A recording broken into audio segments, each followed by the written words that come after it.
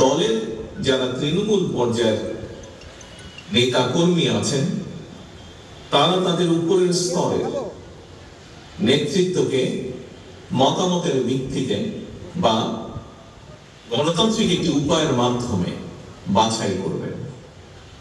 খুব সহজে যদি গণতন্ত্রের কথা বলতে আমরা যেটি বুঝি, অর্থাৎ অধিকাংশ যেই আদর্শ যে নীতিটিকে সমর্থন করবে, অধিকাংশ মানুষ যেই ব্যক্তি বা দলকে সমর্থন করবে গণতান্ত্রিক পদ্ধতিতে, সেটিকেই প্রধান বা বিজয়ী বা যেভাবেই বলি আমরা গ্রহণযোগ্য হিসাবে গৃহীত হবে।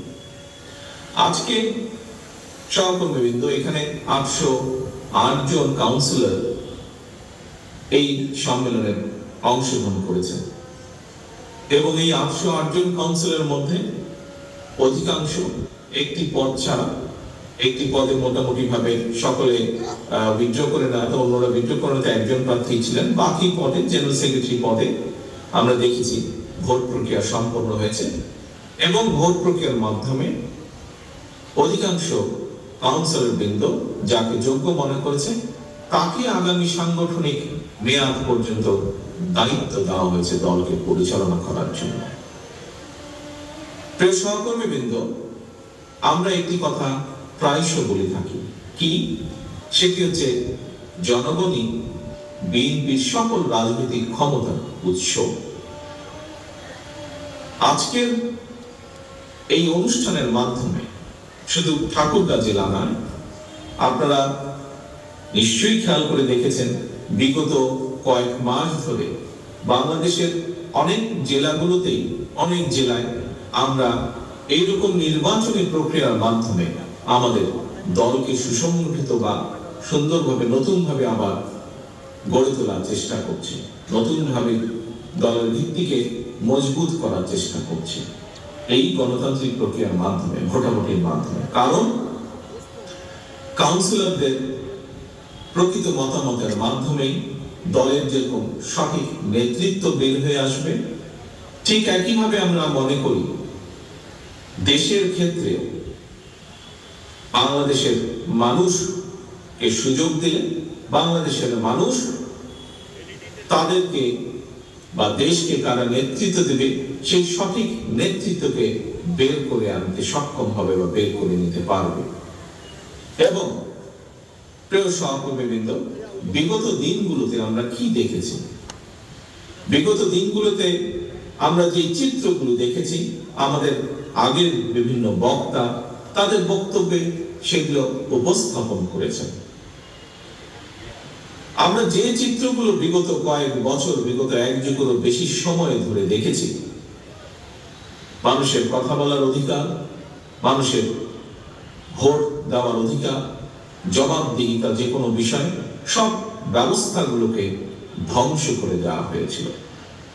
এবং দেশে যেহেতু কোনো জবাবদিহিমূলক ব্যবস্থা ছিল না, দেশে যেহেতু জনগণের কথা বলার অধিকার ছিল না, দেশে যেহেতু জনগণের মতামত দেবার অধিকার ছিল না যে কিভাবে দেশ পরিচালিত হবে, যেহেতু কোনো প্রকার জবাবদিহিতা ছিল না, জবাবদিহিতার সকল ব্যবস্থাকে ধ্বংস করে দেওয়া হয়েছিল, সেজন্যই আমরা দেখেছি দেশকে ধীরে ধীরে ধ্বংসের দ্বার প্রান্তে নিয়ে যাওয়া হয়েছিল।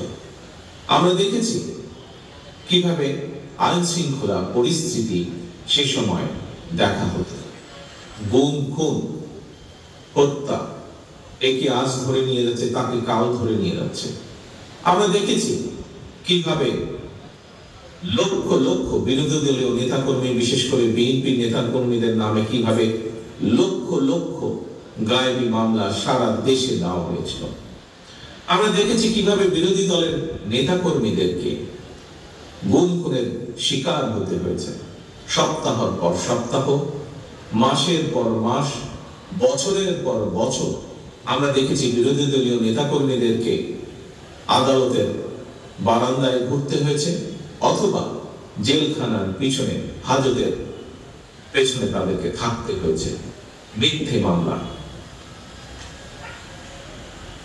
প্রিয় সহকর্মীবৃন্দ, আমরা সে সময় দেখেছিলাম কিভাবে দেশের নির্বাচনী ব্যবস্থাকে ধ্বংস করে দেওয়া হয়েছে। খুবই আনফরচুনেট দুর্ভাগ্যজনক ব্যাপার। বিগত 15 বছরে এদেশে প্রায় 3 কোটিরও বেশি নতুন ভোটার সংযুক্ত হয়েছে ভোটার লিস্টে, কিন্তু এই যে নতুন ভোটার, তাদেরকে ভোটার হওয়ার পর থেকে কেউই বলা যায় ভোট দিতে সক্ষম হয়নি, কারণ ভোট ব্যবস্থাকে ধ্বংস করে দেওয়া হয়েছিল। সেই 14 সাল বলুন, 18 সাল বলুন, 24 সাল বলুন, প্রত্যেকটি ক্ষেত্রে এখানে উপস্থিত প্রতিটি মানুষ আপনারা সাক্ষী আছেন। কিভাবে শুধু বিএনপির নেতা কর্মী হিসাবে আপনারা সাক্ষী নন, আপনারা দেশের একজন সাধারণ নাগরিক হিসাবে পর্যন্ত আপনারা সাক্ষী আছেন কিভাবে সেই গণতান্ত্রিক ব্যবস্থা বা ভোট ব্যবস্থাকে ধ্বংস করে দেওয়া হয়েছিল। অর্থাৎ দেশে মানুষের কথা বলার অধিকার, ভোটের অধিকারকে কিভাবে ধ্বংস করে দেওয়া হয়েছিল। যখন এই দুটো ব্যবস্থাকে ধ্বংস করে দেওয়া হয়েছে, এর রিঅ্যাকশন হিসেবে প্রত্যেকটি জায়গায়, সেটি শিক্ষা ব্যবস্থা বলুন, অর্থনৈতিক ব্যবস্থা বলুন, যাই বলুন না কেন, সমাজের বিভিন্ন ব্যবস্থা বলুন, প্রত্যেকটি ব্যবস্থা ধ্বংস করে দেওয়া হয়েছিল। প্রিয় সহকর্মীবৃন্দ, 1971 সালে লক্ষ প্রাণের বিনিময়ে আমরা বাংলাদেশের স্বাধীনতা অর্জন করেছি। বাংলাদেশের মানুষের প্রত্যাশা ছিল যে তাদের প্রত্যাশিত একটি বাংলাদেশ ধীরে ধীরে গড়ে উঠবে। বিভিন্ন সময় গড়ে ওঠার প্রক্রিয়া শুরু হয়েছে, কিন্তু আমরা দেখেছি একই সাথে সেই প্রক্রিয়াকে থামিয়ে দেওয়ার জন্য আবার বিভিন্ন মহল, কিছু মহল বিভিন্ন সময় ষড়যন্ত্রের জালও তারা বুনেছে। কখনো তারা সফল হয়েছে, কখনো তারা ব্যর্থ হয়েছে। দেশের জনগণ সকল ষড়যন্ত্রের জাল ছিন্ন করে বেরিয়ে এসেছে। প্রিয় সহকর্মীবৃন্দ, শুধু 71 সালে নয়, এই যে বললাম বিভিন্ন সময় ষড়যন্ত্রকারীদের জাল বিভিন্নভাবে তারা বিস্তার করার চেষ্টা করেছিল। এইভাবে গণতন্ত্রের ত্রুটিকে চেপে ধরার জন্য তাদের প্রচেষ্টা অব্যাহত ছিল, এবং বিএনপি সহ আরো অনেকগুলো বাংলাদেশের গণতান্ত্রিক রাজনৈতিক দল রাজপথে বিভিন্ন সময় সোচ্চার হয়েছে দেশের জনগণের রাজনৈতিক অধিকারকে, কথা বলার অধিকারকে প্রতিষ্ঠিত করার জন্য। এবং তার ফলশ্রুতিতে আমরা দেখেছি যারা স্বৈরাচার ছিল, যারা চেষ্টা করেছিল দেশের জনগণকে দাবিয়ে রাখতে, আমরা দেখেছি সেই স্বৈরাচাররা তাদের ক্ষমতাকে ধরে রাখার জন্য কিভাবে গুমের রাজনীতি শুরু করেছিল, খুনের রাজনীতি শুরু করেছিল, মিথ্যা মামলার রাজনীতি শুরু করেছিল, লুটপাটের রাজনীতি শুরু করেছিল, অর্থ পাচারের রাজনীতি শুরু করেছিল, কিভাবে মেগা প্রকল্পের নামে মেগা দুর্নীতি শুরু করেছিল। প্রিয় সহকর্মীবৃন্দ, বিএনপি সহ আর অনেকগুলো গণতান্ত্রিক রাজনৈতিক দলের নেতাকর্মীরা সেদিন রাজপথে নেমে এসেছিল, এবং আমরা দেখেছি আমাদের হাজারো লক্ষ নেতাকর্মী, বিএনপি সহ অন্যান্য রাজনৈতিক দলের শত হাজারো লক্ষ নেতাকর্মী কিভাবে অত্যাচারিত হয়েছে, নির্যাতিত হয়েছে, কিভাবে বহু নেতাকর্মী আমাদের প্রাণ হারিয়েছে। বিগত প্রায় 16 বছর, বিশেষ করে আমরা দেখেছি গত বছর জুলাই আগস্ট মাসে আমরা দেখেছি জনগণ যখন ত্যাক্ত বিরক্ত হয়ে জনগণ রাজপথে যখন নেমে এসেছিল এই দেশকে বাঁচানোর জন্য, সেই সময় আমরা দেখেছি তৎকালীন স্বৈরাচার কিভাবে নির্বিচারে মানুষকে হত্যা করেছে। তাদের সেই হত্যা থেকে শিশুরা পর্যন্ত সেখানে রক্ষা পায়নি। নারী পুরুষকে যেভাবে তারা অত্যাচার করেছে, নির্মমভাবে হত্যা করেছে, বিভিন্নভাবে জখম করেছে, আমরা দেখেছি শিশুরাও সেদিন রক্ষা পায়নি। শিশুরাও সেই হেলিকপ্টারের গুলি থেকে রক্ষা পায়নি। শিশুরাও সেদিন বিভিন্ন বাহিনী জনগণের প্রতি লক্ষ্য করে যে গুলি ছোড়া, সেই গুলির হাত থেকে ছোট ছোট শিশুরাও সেটি রক্ষা পায়নি, শিশুদেরকে হত্যা করা হয়েছিল। কিন্তু পরিশেষে আমরা দেখেছি বিজয় জনগণেরই হয়েছে, পরাজিত হয়েছে স্বৈরাচার। শুধু পরাজিতই হয়নি, এই দেশ ছেড়ে পালিয়ে যেতে বাধ্য হয়েছে স্বৈরাচার।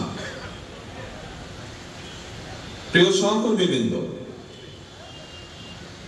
বহু মানুষের ত্যাগ তিতিক্ষা, বহু মানুষের আত্মদানে আজকে স্বৈরাচার মুক্ত বাংলাদেশ। আমরা একটি রাজনৈতিক দল, আমাদের নীতি আছে, আমাদের আদর্শ আছে, দেশের অর্থনীতি নিয়ে আমাদের নীতি আছে, আদর্শ আছে, পরিকল্পনা আছে, চিন্তা ভাবনা আছে। দেশের ভবিষ্যৎ সন্তানদের শিক্ষা ব্যবস্থা নিয়ে আমাদের পরিকল্পনা আছে, নীতি আছে, আদর্শ আছে। দেশের মানুষের স্বাস্থ্য ব্যবস্থা নিয়ে আমাদের নীতি, পরিকল্পনা, আদর্শ আছে।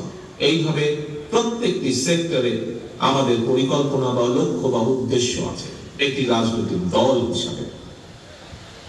প্রিয় সহকর্মীবৃন্দ, একটি রাজনৈতিক দলের একজন রাজনৈতিক কর্মী হিসাবে আমি মনে করি যে গণতান্ত্রিক রাজনৈতিক দলগুলো আছে বাংলাদেশে, তাদের হয়তো প্রত্যেকেরই আমাদের মতন এইরকম বিভিন্ন সেক্টর নিয়ে যার সাথে জনগণের ভালো মন্দ জড়িত, সেই সকল সেক্টর নিয়ে তাদের নিশ্চয়ই লক্ষ্য, উদ্দেশ্য বা পরিকল্পনা আছে। প্রিয় সহকর্মীবৃন্দ, আমরা আমাদের নেতাকর্মীরা স্বৈরাচারের হাত থেকে দেশকে মুক্ত করার জন্য বছরের পর বছর রাজপথে নেমে এসেছিল। বিভিন্ন কিছু তারা মোকাবেলা করে রাজপথে জনগণের আন্দোলনকে সফলতা দিয়েছে, জনগণের সহযোগিতা। প্রিয় সহকর্মীবৃন্দ, থাকতেই পারে বিভিন্ন রাজনৈতিক দলের নানা মতামত। আমি আগেই বলেছি, রাজনৈতিক দল হিসাবে আমাদের বিভিন্ন বিষয়ে বিভিন্ন পরিকল্পনা আছে। বাংলাদেশের মানুষের প্রত্যাশা স্বৈরাচারের পতন হয়েছে। বাংলাদেশের মানুষের স্বৈরাচার মুক্তির মধ্য দিয়ে এখন তাদের প্রত্যাশা দেশকে সামনের দিকে নিয়ে যেতে হবে। দেশের যে শিক্ষা ব্যবস্থাকে ধ্বংস করে দেওয়া হয়েছিল, সেই শিক্ষা ব্যবস্থাকে গড়ে তুলতে হবে। দেশের যে স্বাস্থ্য ব্যবস্থাকে ধ্বংস করে দেওয়া হয়েছিল, সেই স্বাস্থ্য ব্যবস্থাকে জনগণের উপযোগী করে গড়ে তুলতে হবে।